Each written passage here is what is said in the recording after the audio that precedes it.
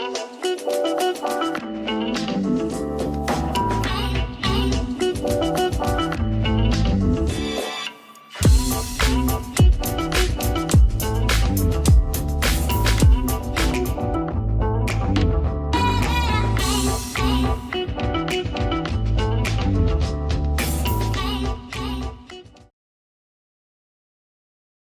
buenos días a todos, ¿cómo están?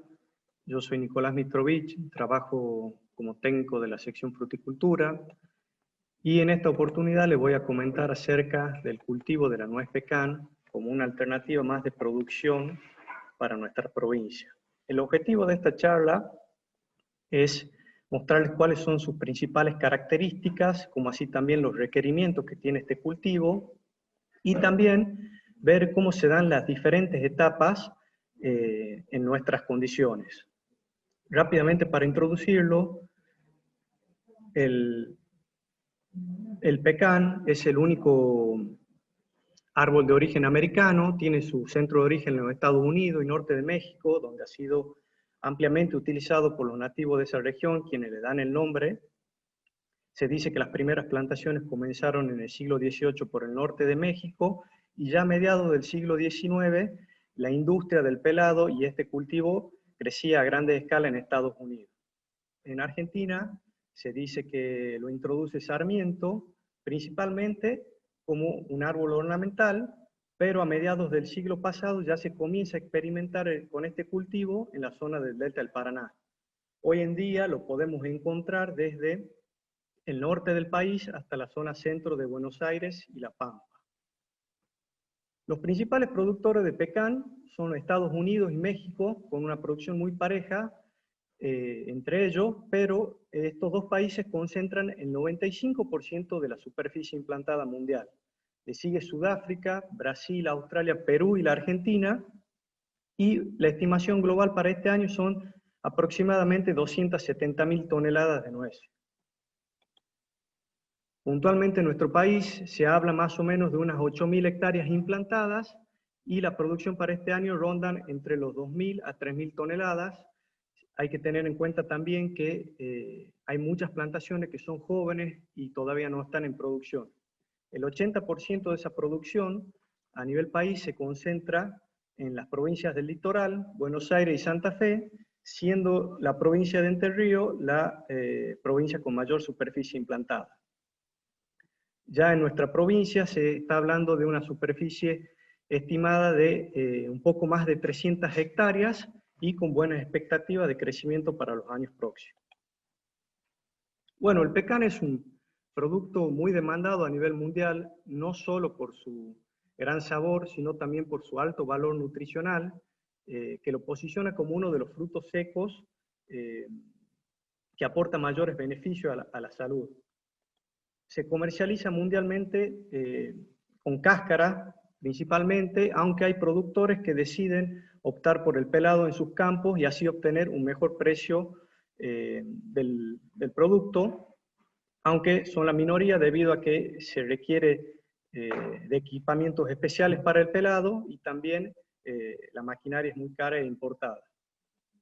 Los precios a nivel mundial rondan entre $3,50 a $6 el kilo con cáscara. Todo va a depender, por supuesto, del año en cuestión y de la calidad de la nuez, pero como general se pueden estimar unos $4 el kilo y nuez pelada de $10 a $11. Bueno, el pecan es un frutal de hojas caducas de gran porte, puede llegar a medir entre 20 y 30 metros de altura, alcanzar un diámetro de copa de 10 a 15 metros, y una de las características principales que tiene este cultivo es su gran adaptabilidad o plasticidad a distintos ambientes climáticos.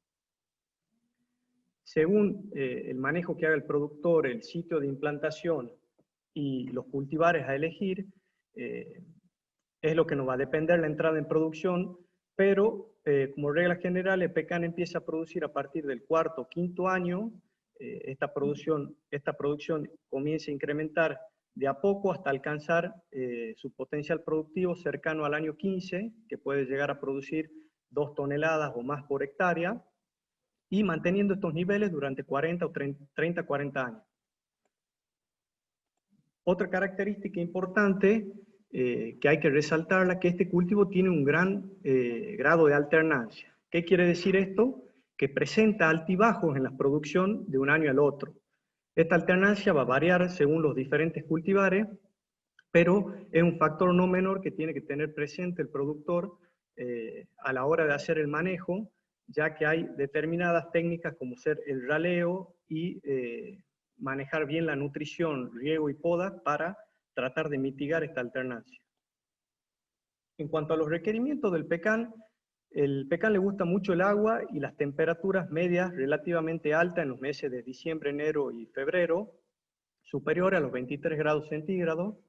Si bien se habla de un óptimo de pluviometría de 1000 a 1300 milímetros anuales, hoy en día las mayores áreas de implantación de este cultivo se encuentran en zonas más áridas, por supuesto con el aporte constante de riego, ya que el rendimiento potencial de este cultivo es directamente proporcional con la disponibilidad del agua. Por otro lado, requiere un periodo libre de helada de aproximadamente 240 días, que serían los meses desde septiembre a mediados de mayo, que es cuando la planta se encuentra en un activo crecimiento, y durante el periodo de reposo invernal es necesario la acumulación de ciertas horas de frío, aunque no hay un nivel crítico conocido. El frío en el pecan parece jugar un rol más importante en la brotación que en la formación de yemas florales. En cuanto a las características de suelo, hemos dicho que es una planta de gran porte, por lo tanto también tiene un sistema radicular muy profundo, que sin limitantes puede llegar a medir alcanzar 10 metros de profundidad, aunque la mayoría de las raíces con activa tasa de absorción se encuentran dentro del primer metro, metro 20. Además prefiere suelos que sean fértiles, bien drenados, por lo menos que drenen 1 metro, y es un cultivo que es sensible a las sales y también a la presencia de carbonatos de calcio. Bueno, para comentarles un poco acerca de cómo venimos trabajando en la estación experimental, actualmente contamos con 2 colecciones que se implantaron en el año 2008, son 2 colecciones que son réplicas, en zonas agroecológicas completamente distintas, una es Benjamín Paz y la otra se encuentra en el predio de la estación, en el Colmenar, con un total de 20 cultivares, que son los que figuran en el recuadro amarillo. El objetivo de estas colecciones fue ir viendo cómo es el comportamiento de esta nuez y de los distintos cultivares. Acá es importante aclarar que no existe el cultivar perfecto. Los cultivares varían ampliamente, no solo con su potencial productivo, forma de la planta, la calidad de la nuez, sino también que varían ampliamente en cuanto a los comportamientos frente a plagas y enfermedades, principalmente la sarna o roña del pecan, que es la enfermedad más importante en este cultivo. Bueno, según lo evaluado en la colección, particularmente la del Colmenar, que la podemos utilizar como referencia para la zona centro de la provincia, el pecan inicia su fase vegetativa con la brotación en septiembre. Acá es importante aclarar que el tiempo de brotación va a depender de las horas de frío y calor a las cuales las plantas estén expuestas, pero generalmente comienzan a brotar a partir de la segunda semana de septiembre, comienza la expansión de hojas hasta llegar a un 100% en noviembre.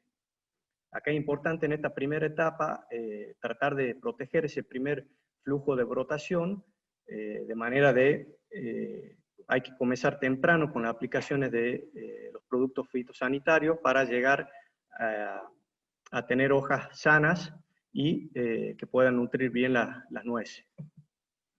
En el medio de esta fase vegetativa comienza la fase reproductiva que da inicio con la floración y polinización en octubre.